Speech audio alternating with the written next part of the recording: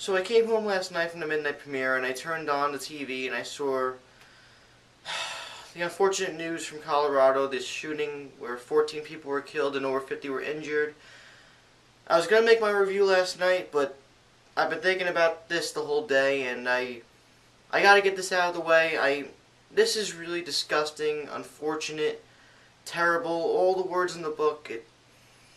And I pray for all the victims and their families. My heart goes out to them. You shouldn't have to worry about this when you go to a movie. These people, these kids, babies, little kids went to the theater to see Batman, unaware that some of them would have their last night on Earth. And it's extremely tragic. Just wanted to get that out of the way before I start reviewing the actual movie. Let's get to it.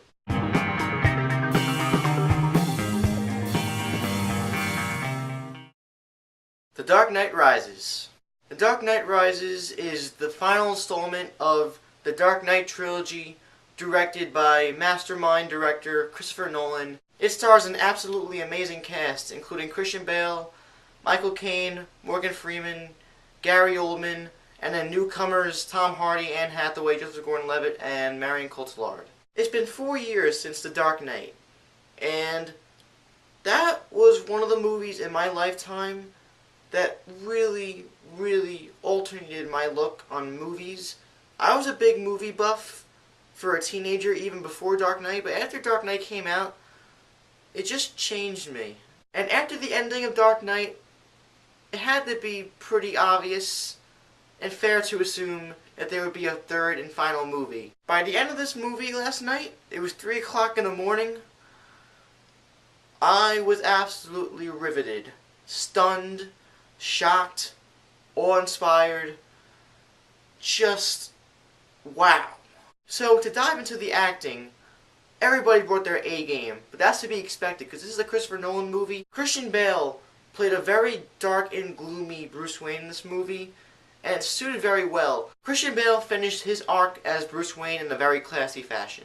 Tom Hardy as Bane, extremely menacing, very foreboding, and just downright scary. I'm being very truthful here. I didn't expect Bane to be that good. I thought he was going to be one of the weak points of the movie, but Tom Hardy sold this character with his mere eyes. Despite his really weird voice that was really unique, but also really hard to understand, you could see everything that he was going through in his head within his eyes. And that was brilliant. That was brilliant. My only nitpick with Bane was that it was hard to understand him at points, but I will say that's a nitpick because I like that, because that way you are fiending for dialogue. In essence, you're basically grasping for straws to understand what he's saying. Anne Hathaway was fantastic as Selina Kyle, aka Catwoman. The delivery on her dialogue and just her mannerisms, she created her own Catwoman, and being a fan of Batman Returns with Michelle Pfeiffer, Anne Hathaway is the new Catwoman. She was much better, in my opinion. I'm sorry. Also, Anne Hathaway, who sometimes doesn't look that good in movies, smoking hot in this movie. Damn! Joseph Gordon-Levitt, who plays Officer John Blake, who is basically an idealist, an optimist, and he works alongside Commissioner Gordon, Gary Oldman. He had a lot more screen time in this movie than I thought. And when you see the movie, you'll know why. I'm not gonna...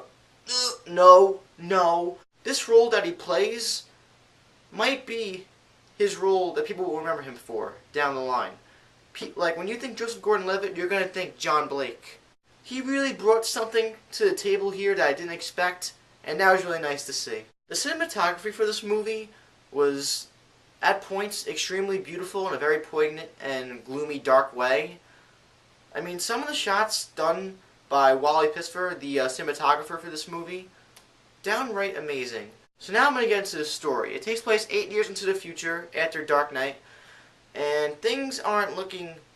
Well, they appear to look good, but on the inside, internally, it's not.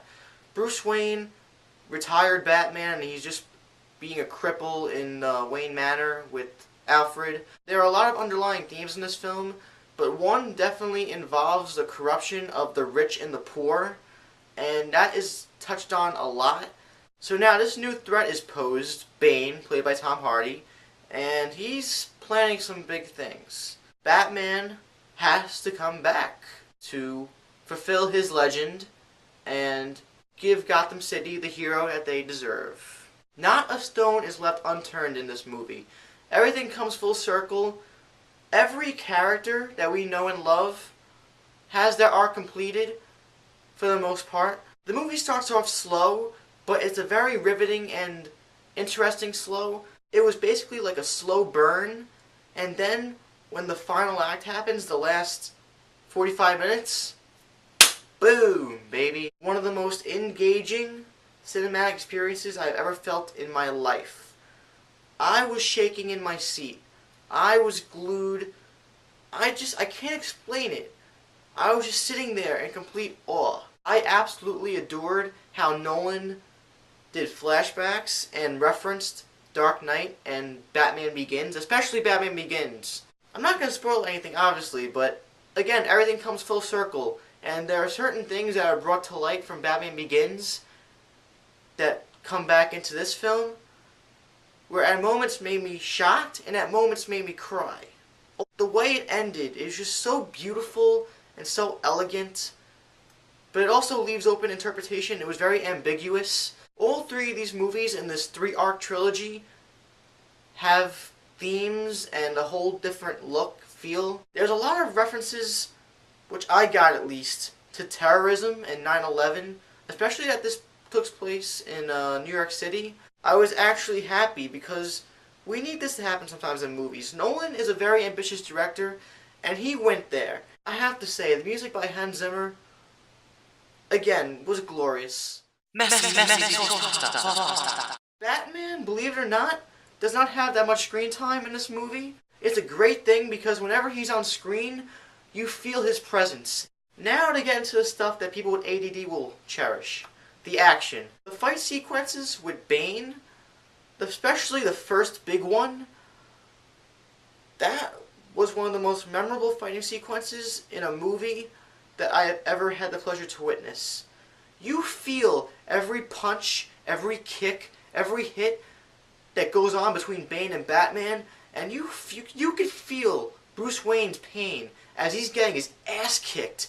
I mean, Bruce Wayne gets his ass kicked in this movie. Nolan respects the comics very, very faithfully. That's it. I had the best audience ever. There were points where there's absolutely no music at all. No music at all. It's just silent on the screen. You could hear a pin drop. People were so glued and invested in this movie. I really was so emotionally engaged and invested in this movie, as was everybody else. And the ending, again, made me emotional. Dark Knight Rises, credits go down. I brought 6 people to this movie, including myself. We all just sat there. It left a big lump in my throat.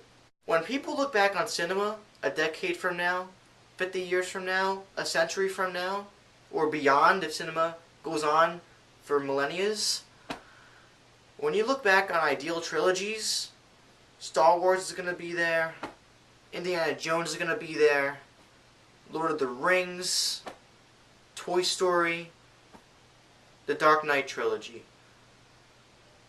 We witnessed the end of an era. This is going to go down in history books.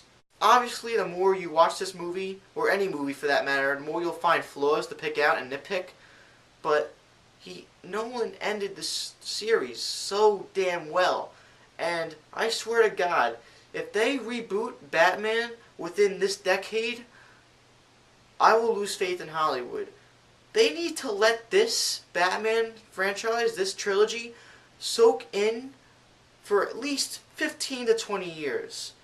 People my age, when we have kids, daughters, sons, we're gonna tell them about this. Like how our fathers told us about Indiana Jones and Star Wars, we're gonna tell our kids about Batman, about the Dark Knight trilogy. Before I ramble on and start getting emotional, because I'm getting emotional as I talk about this, because this had a big impact on my life, this movie. Oh my god, it's happening. It's happening. Don't. Oh! The Dark Knight Rises. I'm giving this a 5 out of 5 stars. This is my favorite movie of the year, and I would not be surprised in the least bit if this film gets nominated for Best Picture at the Oscars. I mean, it's a long shot. It's a long shot. What did you think of Dark Knight Rises? What's your favorite Nolan film in the Batman trilogy? Mine is Dark Knight Rises, as of now. I'm John from Maffmanjones Reviews. Oh my god. See you next time.